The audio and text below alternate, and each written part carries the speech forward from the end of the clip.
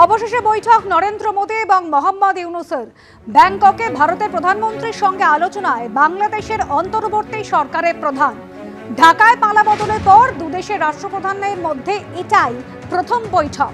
থাইল্যান্ডে ষষ্ঠ বিমস্টেক সম্মেলনে যোগ দিয়েছেন প্রধানমন্ত্রী।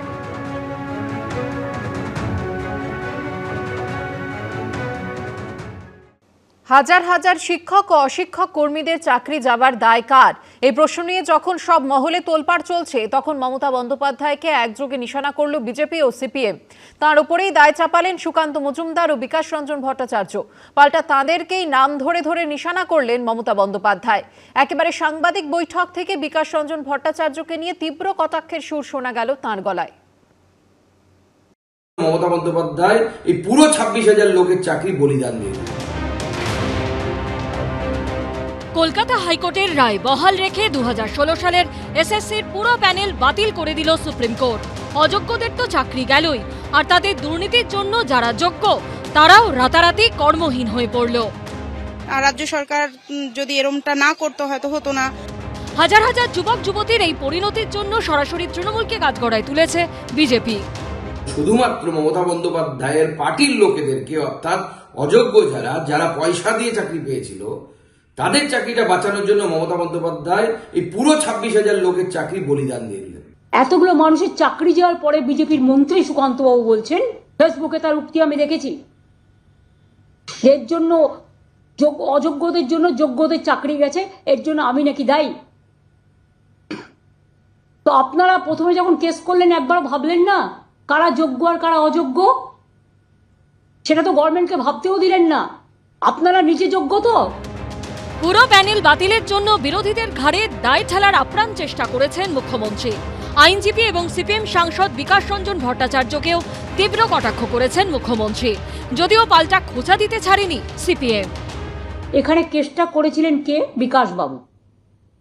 তিনি তো পৃথিবীর সবচেয়ে বৃহত্তম লয়ার। তাকে কেন তিনি এখনো নোবেল প্রাইজ পাচ্ছেন না আমি জানি না। পাওয়া উচিত।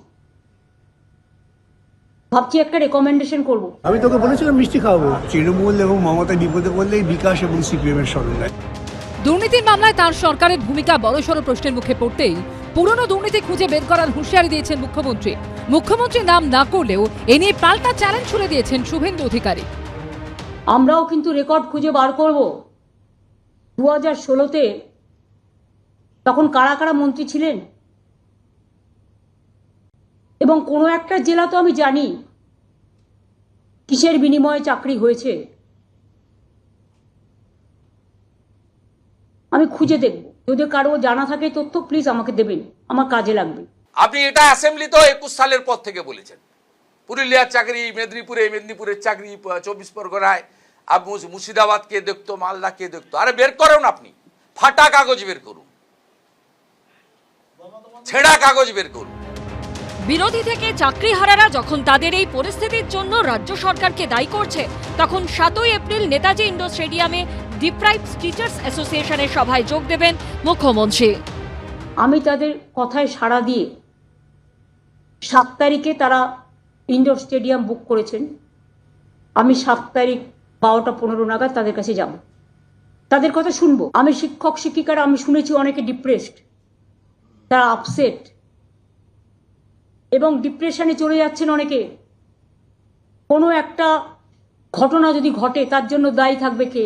এই হতাশা থেকে, এই অবসাদ থেকে তারা কোন পথে এগোবে আমার জানা নাই, কিন্তু আমি শঙ্কিত। এটা দারুণভাবে প্রভাব পড়েছে বাংলার সমাজে। তার জন্য একমাত্র দায়ী যদি কেউ হন, তার নাম বাংলার মুখ্যমন্ত্রী মমতা ব্যানার্জি। রাজনীতি চলছে, কিন্তু এই মানুষগুলোর সংসার এখন চলবে কি করে? যারা যোগ্য তাদের কি দোষ? হাহাকারের মধ্যে বারবার ফিরে আসছে সেই প্রশ্ন। বিজেন্দ্র সিংহের রিপোর্ট, এবিপি আনন্দ।